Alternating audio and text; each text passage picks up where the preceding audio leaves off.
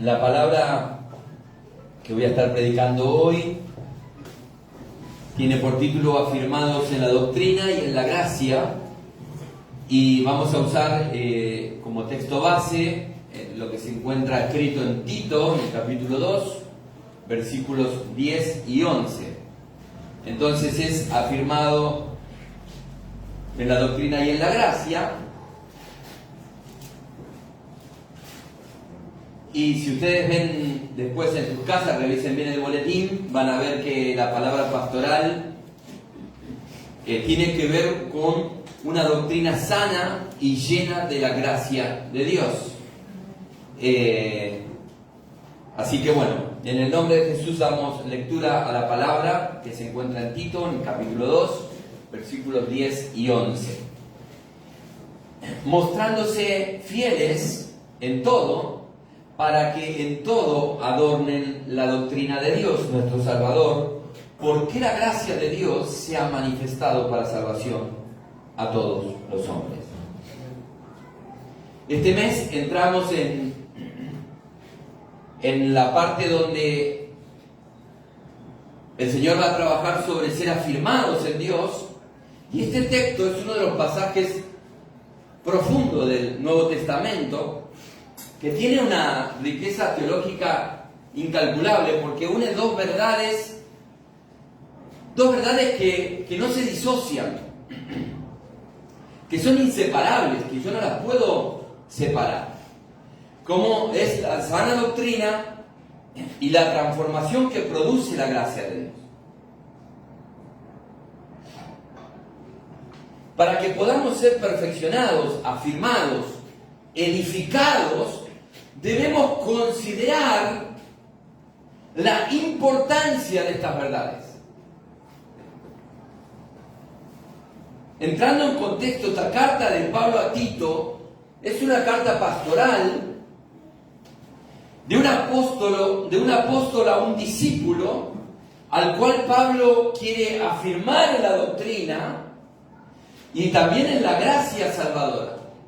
Porque ellos habían tenido una parte, digamos, los judíos solamente tenían la parte doctrinal, tenían la parte de la ley, y tenían que entrar en esa interacción de lo que venía en el segundo pacto, que era la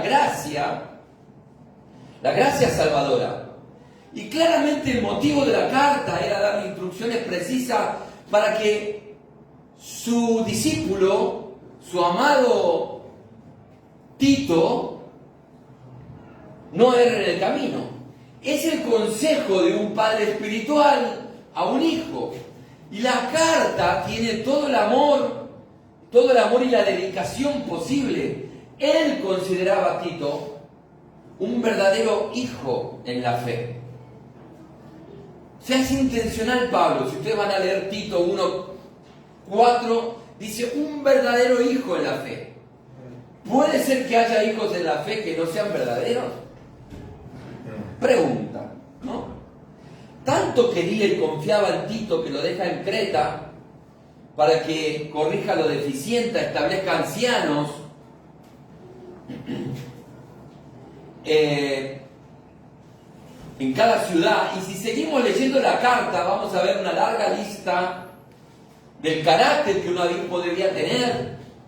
Le encarga que quien sirve al Señor debe ser un retenedor de la palabra fiel, tal como ha sido enseñada, para que pueda exhortar con sana enseñanza y convencer, le decía Pablo a Tito, a los que contradicen. Y Pablo le marca lo importante de estar parado en la verdad que nunca cambia, porque algunos en Creta profesaban conocer a Dios, pero sus hechos, le va a decir Pablo, va a ser muy fuerte lo que él va a decir, sus hechos eran lamentables, eran abominables, rebeldes, reprobados en cuanto a toda buena obra.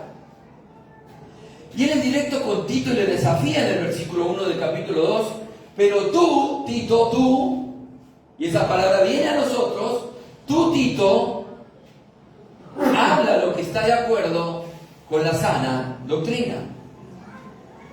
Y me extraña ver que lo que sigue a continuación, por ahí no es el desarrollo, ¿no?, de la doctrina de la salvación, ni de la resurrección, ni siquiera de la segunda venida de Cristo. Parece ser que el Espíritu que está inspirando a Pablo quiere afirmar en Tito algo muy importante, revelar algunas particularidades del carácter.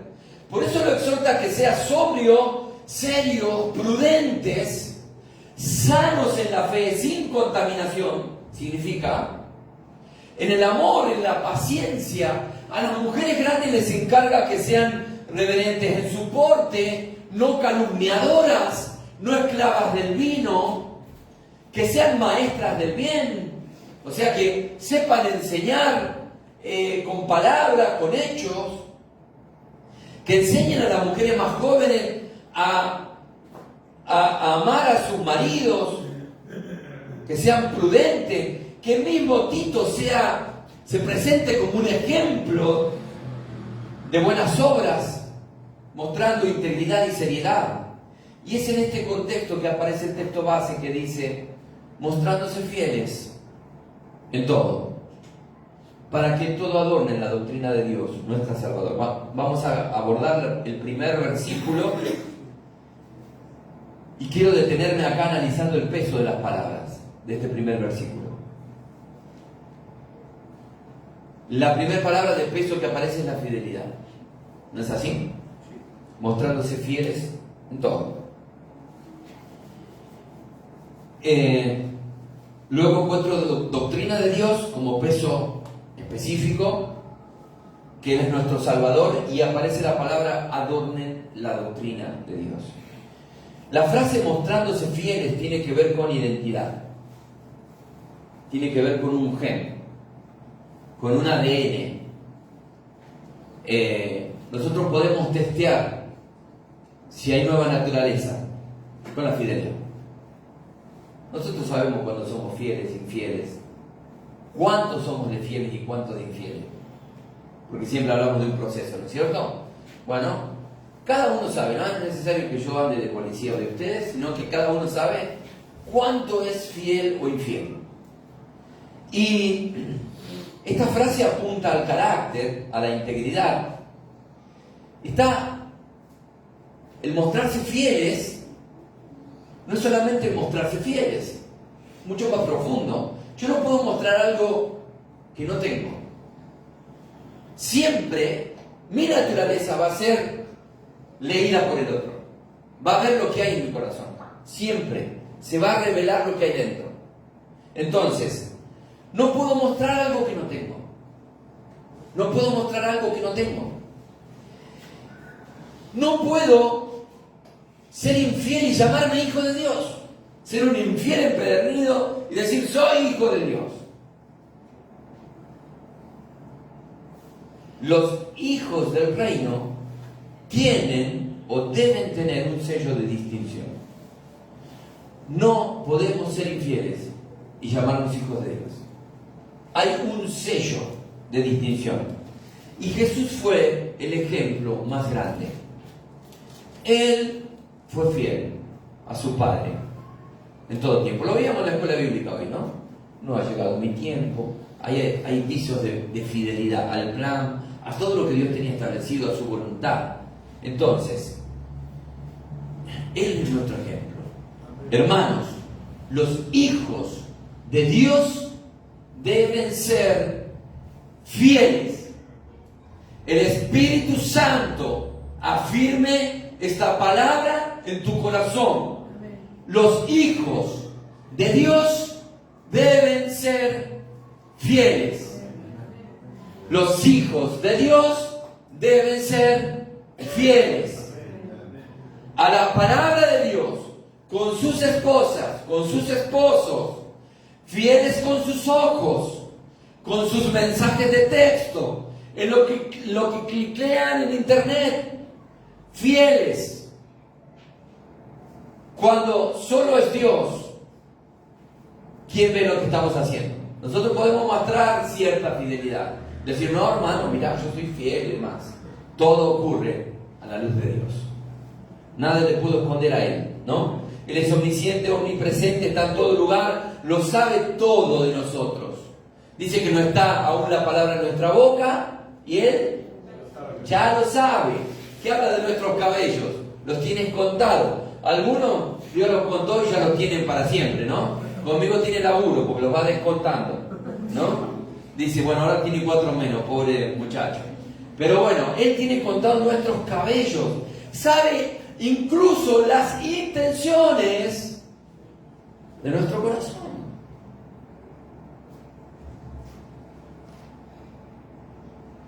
Hermanos, de acuerdo a la palabra, ser fieles no es algo negociable para Dios.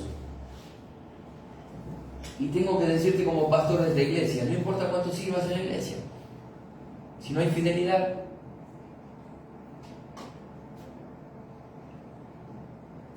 pierdes el tiempo. Duro. Pero es la realidad. Pierdes tu tiempo. Y no solo eso. Algunos hasta acumulan ascuas en sus cabezas. De servir o de vivir una vida de servicio andando en los caminos.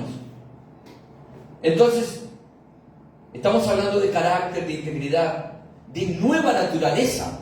O somos o no somos. No hay otra manera. Es así. Dios no usa a los infieles. No los usa.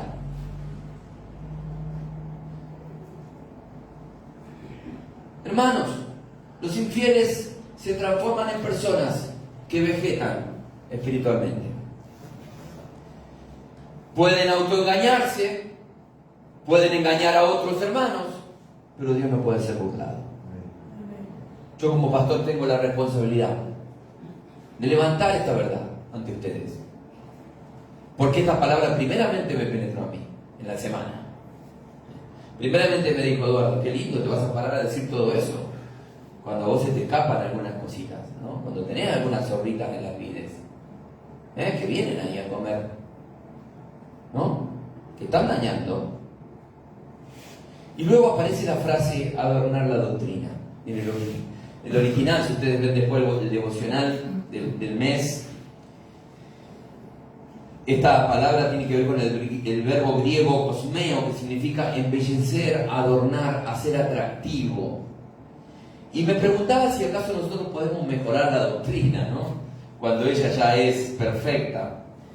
Pero no tiene que ver con eso. Cuando él dice, por el Espíritu adornar la doctrina. Si uno analiza con detenimiento el texto, va a descubrir que la intención es que cada uno de nosotros, hijos fieles a Dios y a su palabra, en nosotros pueda ser visible la belleza que produce el Evangelio de la Gracia. ¿Entienden? Que no es de nosotros, que es algo que viene de Dios y que se empieza a reflejar en el carácter. ¿Por qué? Sabemos que la enseñanza, que la doctrina muestra el norte, muestra el camino, te dice lo que es pecado y lo que no, por el camino que tú tienes que andar, más la gracia hace que en nosotros se empiece a reflejar todo lo que está en la doctrina. ¿Entendemos? Amén. Entonces, cada uno de nosotros, hijos fieles a Dios, a su palabra, puede ser visible la belleza que produce el Evangelio de la Gracia. Y el carácter de Dios está revelado en la palabra. Cuando nosotros leemos la palabra de Dios y viene esa palabra y nos pega en el pecho y nos revoluciona la mente y decimos, bueno, y nos desacomoda la estantería, como quien dice, viene la palabra y es revelada a nosotros. Y está también la palabra expresada a través de Cristo mediante la gracia. ¿Cómo nosotros testeamos? Trato de no ser tan técnico para que podamos entender. ¿Cómo nosotros testeamos si el carácter de Cristo está siendo formado en nosotros? Si vemos que la fidelidad va en aumento, si la doctrina de Dios se arraiga cada día más en mi vida, estoy haciendo una bajada, ¿no? Y si la gracia es cada vez más visible en mis acciones. O sea, el mundo tiene que ver la gracia. Tiene que ver la gracia. Cómo es mi amor, cómo es paciencia, cómo es mi compasión, cómo está siendo mi proceso, qué están viendo los demás de mí, qué decodifican de mí. Yo no me puedo mostrar fieles, no me puedo mostrar fiel si no lo tengo dentro, si no hay algo dentro, si no hay algo genuino dentro. Tarde o temprano voy a pisar palito, no voy a poder mostrarme fiel. Entonces, para testearlo nosotros tenemos que notar la firmeza en el carácter y en la voluntad. ¿Dios es el que produce el hacer y querer? Amén, gloria a Dios, sí. Pero Él también te dice, huye de las pasiones juveniles, resistí al diablo y huirá de vosotros. Ay, Señor, mandame 3 ángeles para poder hacer eso. No, hermano.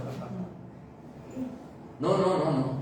Un predicador en Tucumán decía, cuando usted va dejando de orar y de leer la palabra, va poniendo un ladrillito entre usted y Dios, hasta que tarde o temprano hay una gran pared, decía él, ¿no? Un hermano que no tenía mucha teología, pero él había encontrado una forma de decir lo que pasaba cuando uno se iba independizando de Dios, no lo iba teniendo en cuenta a Dios. Entonces cada día ponía un ladrillo y cada día lo veía menos a Dios, ¿no? Hasta que la pared era grande y ya dejaba de ver a Dios. De la misma manera, nosotros tenemos que poner un ladrillito todos los días contra Satanás. Resisto y pongo un ladrillo. Huyo, mañana pongo otro. Hasta que el diablo se deja de ver en nosotros. Porque hay una firmeza, hay una confianza en Dios. Se ha establecido en nosotros algo que viene de Dios. Amén. ¿Dios hace su parte? Sí. Dios está llamándonos cada mañana. Pero el remolón se pega la vuelta a la sábana y sigue durmiendo. ¿Es así? Amén. Me gustaría más amenes, pero bueno. Somos administradores de lo que Cristo compró. Dios no nos diseñó para vegetar en la vida cristiana. Hoy la palabra viene a sacarte del lugar de la comodidad. Hoy la palabra es como la mamá águila. ¿Ustedes saben la mamá águila cómo hace el nido? Lo pone en las alturas. ¿Saben cuál es la base del nido del águila? Espinas. Entonces la mamá es muy buena con sus polluelos y trae un cuerito y lo pone. Como ellas son cazadoras, pone un cuerito ahí arriba hasta que nacen los pichones y están contentos, están con la mamá le trae la comidita hasta que el águila dice, bueno, estos pichones tienen que volar. ¿Qué hace la mamá? Con su piquito saca el cuerito. ¿Qué quedan? Las espinas. Los pichoncitos empiezan a pincharse los pies. ¿Qué tienen que hacer? Las patitas, ¿no es cierto? A volar. Le va la mamá, ¿no? Y los trae de vuelta. El águila aprende a volar en una semana. ¿No es cierto? La palabra son los pinches. Hay que caminar, hay que crecer, hay que volar. Si no, nos quedamos siempre en la leche espiritual. Entonces, considero que la doctrina y la gracia de Dios son la totalidad del Evangelio. Es importante lo que les estoy diciendo. Ustedes vieron alguna vez un gráfico de torta, ¿no es cierto? ¿Vieron un gráfico de torta? En el gráfico de torta, en lo general, está la doctrina y la gracia. Yo no la puedo separar. Está todo ahí. La persona, en primer lugar, debe reconocer la necesidad de un Salvador en su vida. Ese es el primer punto. Comprender sobre lo crucial que es que Cristo sea formado en nosotros, en cada uno de nosotros. Las personas que vienen ahí tienen que entender esto. Que tenemos que reconocer nuestra condición, que somos pecadores, que necesitamos un Salvador. Después, que Él tiene que formar en nosotros, que tiene que revelar su carácter a través de nuestras acciones después, y comprender lo crucial que es Cristo, ¿no? En ese proceso. Y a partir de allí, tiene que haber una necesidad interna tan profunda de beber de sus aguas, como el Señor le decía a la mujer samaritana. Hay un agua que viene de mí, ¿no? Que viene de Jesús, que viene de Dios, que viene del cielo, que hace que salte para vida eterna. Vos venís, mujer, a buscar todos los días el agua a este pozo. Jesús le estaba hablando de otra agua, de otra necesidad mayor, imperiosa. Entonces, ocurre cuando el regenerado poco a poco va realizando cada vez menos esfuerzo para ser fiel. Entonces ahí vemos un testeo de lo que está produciendo Dios. A ver, de parte de Dios está todo a nuestro favor. ¿Amén? Amén. Ahora, Dios está esperando que tiremos un centro, ¿no? Diciendo, bueno, ya está todo. ¿Cuándo te va a poner a leer? ¿Cuándo te va a poner a orar? ¿Cuándo vas a permitir que la palabra renueve tu mente? Y tu corazón pueda empezar a hacer un acopio de esa palabra y apropiarte de la palabra. ¡Ey, pero Señor, mira que estoy! Y yo estaré contigo todos los días hasta el fin del mundo. Pero no me alcanza, no he visto justo desamparado, ni su descendencia que mendiga el pan. Pero no, bueno, los argumentos afuera. No sé si no va en ningún vagón el argumento. Hay que tirarlo del tren directamente, para afuera. Entonces, para que haya crecimiento, para que la palabra pueda encarnarse, para que la palabra pueda ir transformando nuestro interior. Hermanos, cuando ser fieles comienza a ser normal y a ser de manera natural, es porque la nueva naturaleza se está instaurando en nosotros, porque hay algo que está viniendo de adentro, porque estamos permitiendo que la palabra permee nuestra mente, renueve nuestra mente y baje al corazón y haya una transformación real. ¿Sí? Por eso mismo, hermano, si se te ven los flecos todavía, si todavía estás roto, no importa, no vendas nada con tus hermanos. No es necesario, porque estamos todos en proceso. Algunos estamos más armaditos que otros, otros estamos más descosidos que otros. No importa, el tema es entender el proceso, pedirle al Señor las fuerzas, entender que Dios es el que trabaja en nuestra vida, pero que también tiene que haber una fuerza de voluntad nuestra en decir, Señor, pongo mi voluntad a tu servicio, dame la fuerza, renovame cada día. Y la doctrina y la gracia, hermano, yo no la puedo separar. Vamos a entender por qué es tan importante esto. Porque la sana enseñanza bíblica define la verdad de Dios. Yo no puedo desvincularme de la doctrina. Para nada. Decir, bueno, la ley mata, más el espíritu vivifica. Y hacer toda una cosa ahí para desligarme de la doctrina. Lo digo, hermanos, porque hay ministerios que se desvinculan de la doctrina. Y solamente gracia y entran en un libertinaje. Entonces, sabemos que la gracia representa el favor inmerecido, que aplica esa verdad en el corazón del hombre, y para que haya un equilibrio genuino en la fe, yo tengo que entender estas dos verdades, doctrina y gracia, no las puedo disociar, tienen que ir juntas de la mano. Amén. La palabra nos está desafiando a glorificar a Dios en acciones concretas. Ahora, eso va a llegar porque vos salís a hacerte el Rambo y decís, bueno, ahora voy a hacer acciones. Ahora mis obras van a ser las mejores de todo el universo. No, hermano. Ese estado llega si permanecemos firmes en la verdad bíblica. ¿Se acuerdan una prédica? No sé si era del año pasado. Nosotros éramos pámpano o vid. Pámpano. ¿Dónde está la vida? En la vid. De ahí viene la savia. El problema es cuando nos creemos vid, cuando nos vinculamos de Dios. Y decimos, bueno, yo soy el que la tiene acá, atada, ¿no? Entonces ahí no hay fruto. Si permanecemos firmes en la verdad bíblica, viviendo bajo el poder transformador de la gracia, tenemos que entender que no la podemos disociar. No la podemos separar. Ahí están las dos puntitas y te miran. Gracia, ay, me encanta la gracia, vamos por ahí. Y te dice la doctrina, acá estoy yo, no te desligues de mí, Anda la palabra está el mapa, ahí está la ruta. Si analizamos acerca de los fundamentos de la doctrina, vamos a llegar a la conclusión que es un conjunto de enseñanza y verdad de la Escritura que revelan quién es Dios y cuál debe ser la identidad del creyente. Eso está en la palabra. Yo no lo voy a aprender si solamente me quedo con la gracia. Entonces, la doctrina es tan importante porque previene errores y malas interpretaciones del Evangelio, protegiendo a la comunidad a desviaciones espirituales.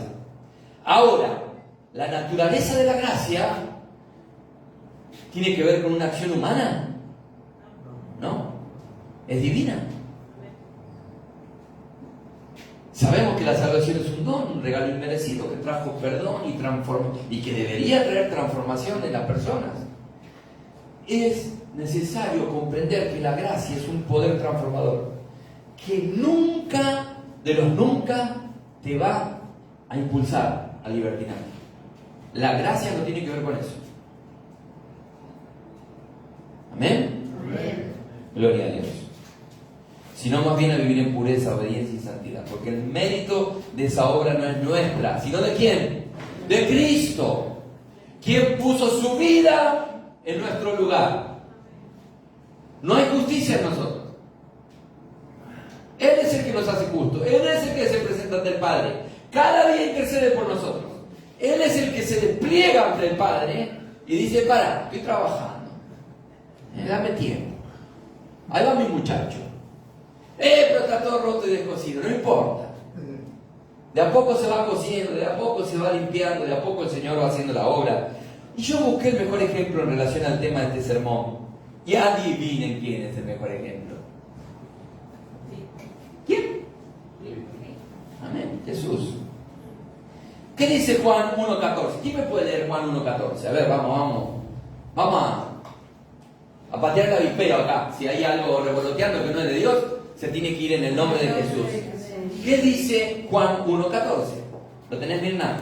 Dale. Y aquel verbo fue hecho carne y habitó entre nosotros, y vimos su gloria, gloria como del unigénito del Padre, lleno de gracia y de verdad. ¿Qué tenía Jesús habitando en él? La gracia y la verdad. La doctrina y la gracia. Amén. Eso habitaba en él. Eso estaba en él.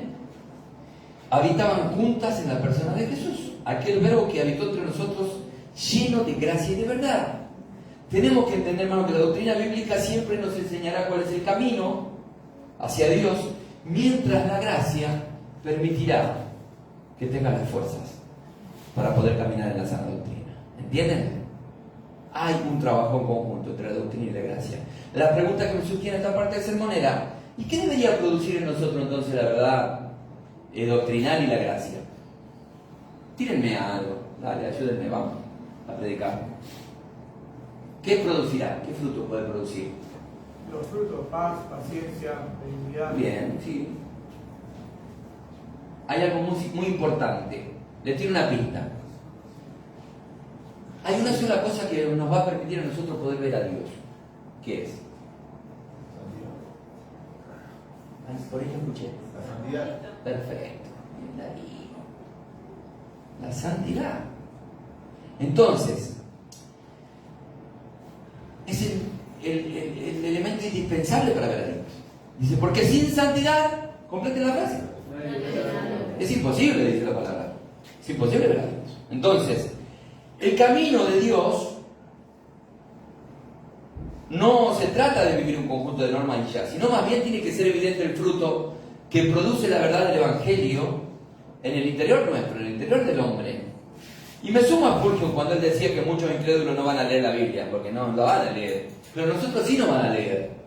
Y él ahí avanzaba, ¿no? En uno de sus sermones decía: la misma gracia que abre la puerta del cielo rompe también las cadenas del pecado. Amén.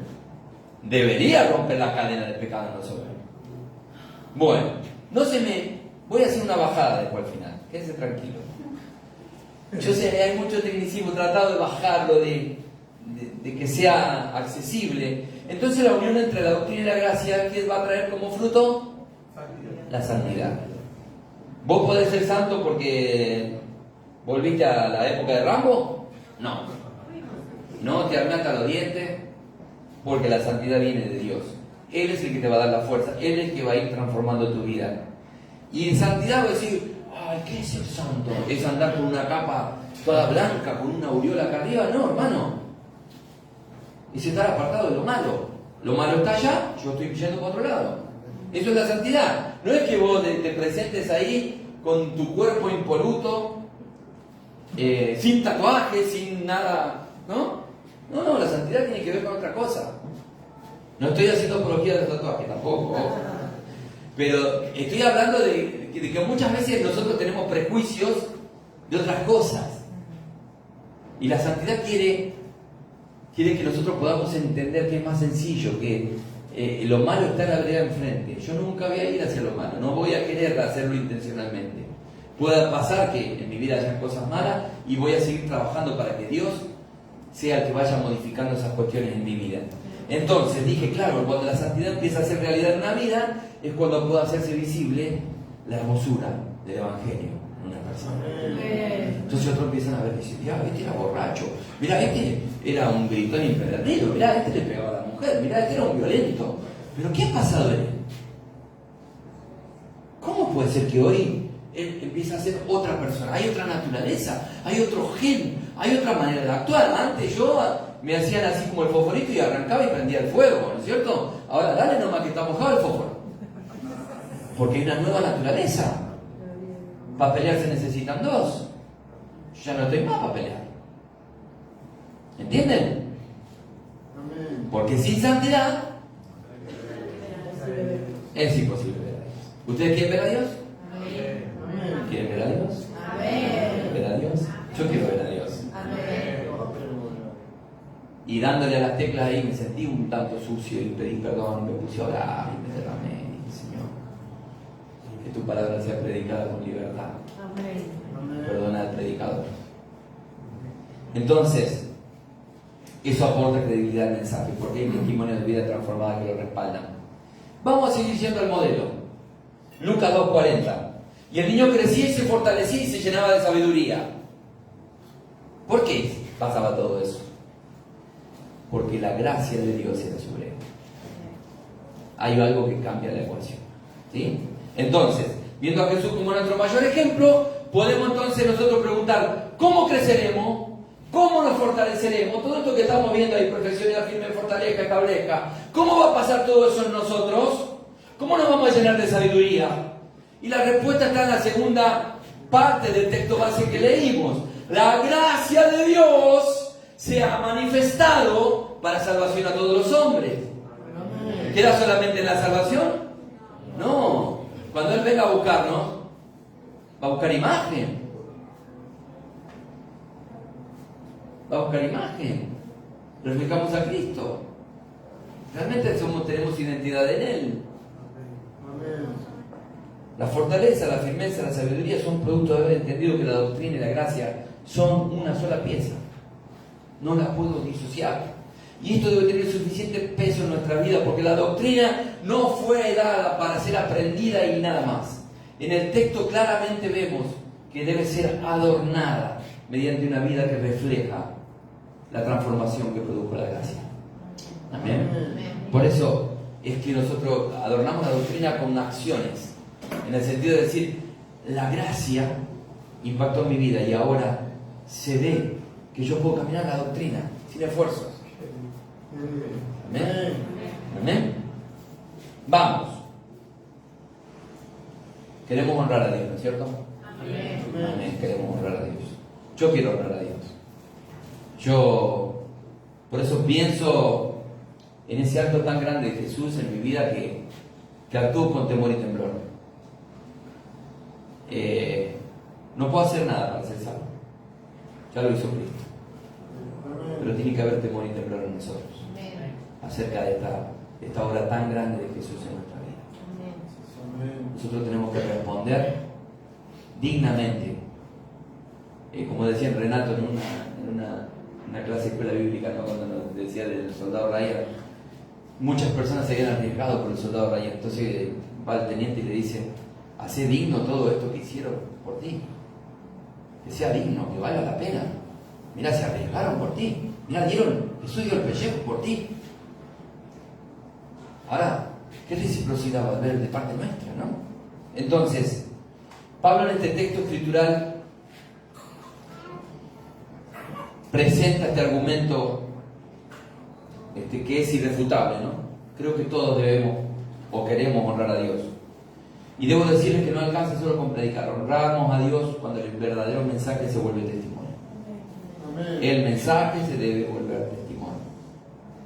¿Es difícil? No lo sé. ¿Es un proceso? Sí. ¿Es un camino largo, corto? ¿Más o menos? No lo sé. Por ahí algunos lo tienen más corto el camino, porque pueden entender, porque pueden entregar su voluntad, porque pueden rendirse a la palabra. Dios está dispuesto, o sea, Dios lo va a hacer al trabajo. Él, el que comenzó la buena obra, no entra, no le agarra un ataque de caspa por tus pataletas, por ese niño que se pone a gritar por los dulces en el kiosco. Dios no entra en crisis por eso. En todo caso, tu proceso va a demorar más tiempo. Amén. Amén. Creemos que Dios nos alcanzó, ¿no es cierto? Amén. Y que su mano está firme sosteniéndonos. Amén. Él no nos va a dejar. No dejes a Dios. No quieras sacar tu mano de la de Él. Entonces, puede verse claramente el crecimiento, el fortalecimiento de la sabiduría. Jesús, esa que evidenciaba Jesús cuando era niño. Era niño, qué tremendo. Todo eso debe pasar porque la gracia de Dios estaba en Jesús. Y esa gracia fue suministrada a nosotros, los pecadores, para redención. Y no queda ahí. La redención da cuenta de una transformación, porque Él va a venir a buscar su imagen. Amén. Tenemos que andar como anduvo Cristo, tenemos que reflejar el carácter de Cristo. Nuestra vida tiene que ser embellecida por la doctrina de Dios. Amén.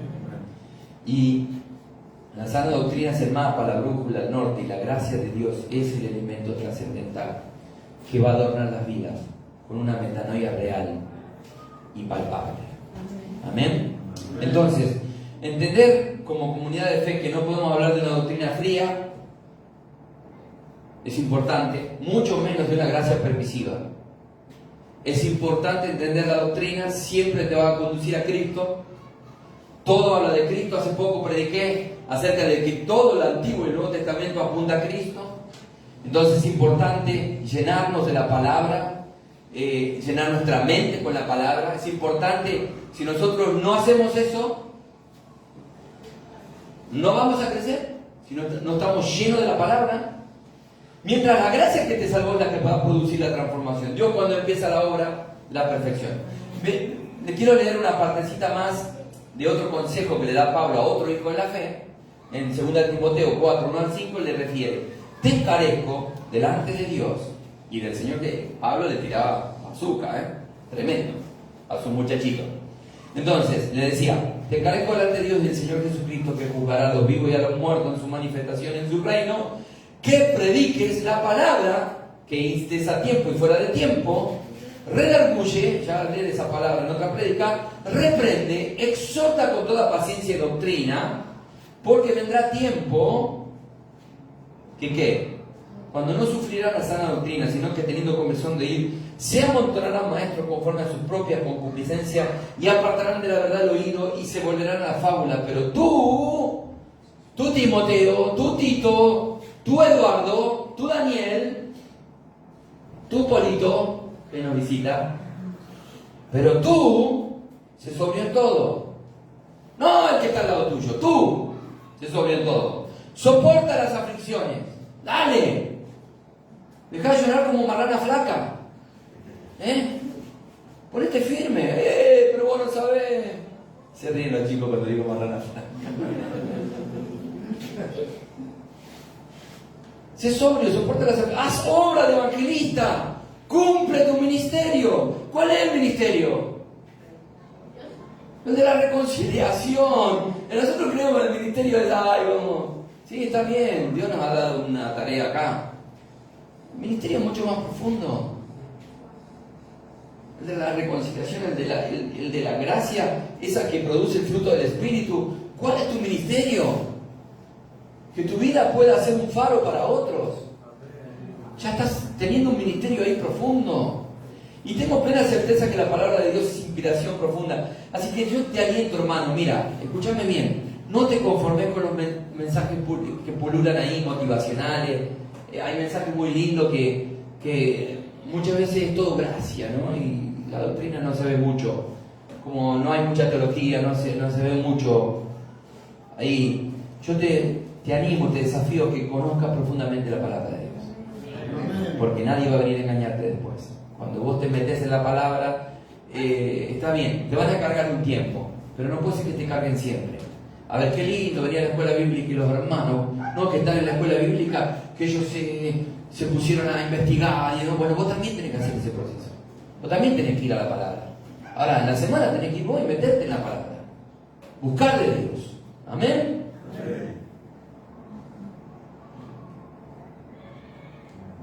Tenemos que conocer a Dios profundamente, hermanos. En la palabra y en la oración. Tenemos que buscarlo a Dios. Y el Espíritu Santo nos va a guiar a la verdad. Es la única manera de ser transformados, perfeccionados, afirmados. Como le decía Pablo a Timoteo. Entonces, cuando ya esté en marcha el proceso ese en nosotros, recién ahí vamos a poder ayudar a otros. No antes. No vamos a poder ayudar a otros. Porque para ayudar a otros se necesita paciencia y doctrina. Y no la tenemos. La doctrina por ahí la tenemos, porque la estudiamos más. Pero la paciencia, ay, quería agarrar los cabezones, lo que nos partí contra la pared. Y no es así. El Evangelio no es así. Paciencia y doctrina. El camino de la enseñanza es el más largo. Hay que machacar, hay que repetir hoy, hay que repetir mañana. Es más largo. Paciencia y doctrina. Timoteo, te vas a encontrar con cabezones, vas a tener que tener paciencia. Todas las generaciones pasadas enfrentaron falsa doctrina. En este tiempo vemos cómo proliferan. Y la verdadera iglesia es la que permanece en la palabra, la que encarna la palabra de Dios en su vida. Muchas cosas pasan de moda, cambian las costumbres, los hábitos de la persona, pero la verdad de Dios revelada en su palabra, expresada en Cristo mediante la gracia, nunca va a pasar de moda, hermanos. ¿Querés estar a la moda? ¿Querés estar a la moda? No. Metete en Cristo, sí, es una manera de estar de moda. Metete en Cristo, Cristo está de moda siempre, siempre. Eso no va a llamar a mis hermanos que vengan. Pobre Ricardo, luego empezar para situación. Voy a llamar a mi hermano de adoración y voy a pedirles que no se me desconcentren acá, porque vamos a hacer algo importante hoy. Vamos a pedirle al Señor que esta palabra pueda transformarnos, cambiarnos. Quiero que te pongas serio por un rato y me prestes atención. Quiero decirte que hay muchos riesgos cuando se separa la doctrina de la gracia. Porque si solo cuenta lo doctrinal, podemos caer en legalismo carente de amor y compasión. Y si solo nos importa la gracia, sin que haya una base bíblica o teológica, vamos a ir al libertinaje y nos vamos a comer cualquier sapo que anda dando vuelta por ahí. Entonces nosotros tenemos que tener identidad en Cristo y ser hermanos que empiezan a comer sólido. Entonces empezamos a ver, lo que está diciendo está medio tirado de los pelos. Tenemos que entender, tenemos que poder llegar a ese entendimiento, a esa profundidad, para no ser engañados.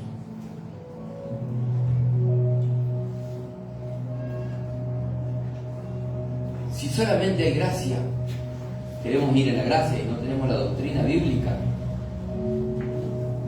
es muy posible que vayamos a un libertinaje donde la verdad bíblica comience a ser relativa. Entonces yo te iba a decir, para de sufrir, ven a Cristo, porque no te va a pasar nada, vas a tener viento de bola. Mentira. No dice eso la doctrina, no dice eso la palabra.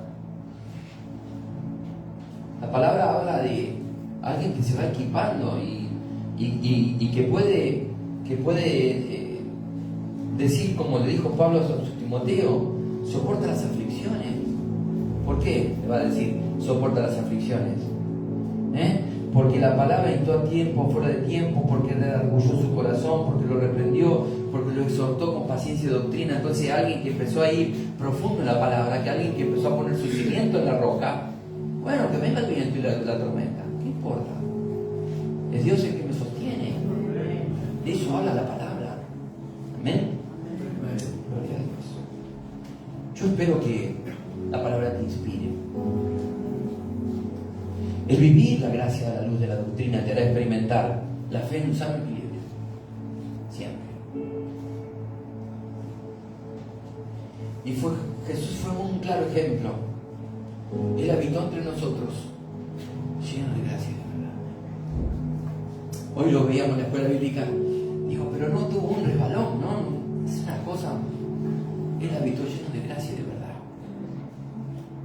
Supo cuándo aplicar la gracia y cuándo aplicar la verdad. Agarró a azote a los campistas en un momento. A los que creían que manejaban la religión, también fue duro con ellos. Es que sin la gracia vas a maltratar al carnal y al pecador. Pero cuando ambas están, puedes entrar en la casa de Saqueo, un estafador. Hacerlo sin prejuicio. Porque la gracia te llena de compasión, pero la verdad va a llevar a Saqueo a resarcir el daño.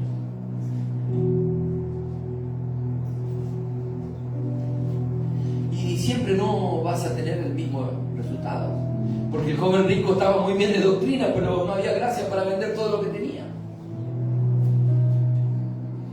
Estaba todo muy bien en su relación con Dios, pero le costaba la relación con los semejantes. No había gracia para eso. La verdad mandó a 10 leprosos a mostrarse ante el sacerdote, y luego de la sanidad solo uno alcanzó la gracia para seguir a Jesús. Fueron 10 caminando al sacerdote. En la ley mosaica estaba que el leproso, si era sano, tenía que mostrarse ante el sacerdote. Eso estaba en la verdad bíblica. Para la gracia se volverá uno. Hay algo acá sobrenatural. El que vio que su carne fue transformada. Y yo no sé cómo vinieron ustedes, ni cuáles son sus motivaciones para estar hoy aquí. No lo sé. Puedo saber un poco más de alguno que de otro, por lo que más hablo. Pero tampoco sé por qué he llegado hasta aquí las personas que están escuchando este sermón en las redes. De algo estoy sumamente convencido, que la verdadera firmeza, es la misma firme, la verdadera firmeza que viene de la gracia y la doctrina, redundará en fruto de santidad. Y déjame decirte que la verdadera santidad no tiene arrogancias, ni se ufana de su condición juzgando al resto. Porque si la gracia opera en la verdad, reconocemos que no hay nada bueno en nosotros, que es por Él y solo por Él que fuimos alcanzados para salvación y para preservación del alma.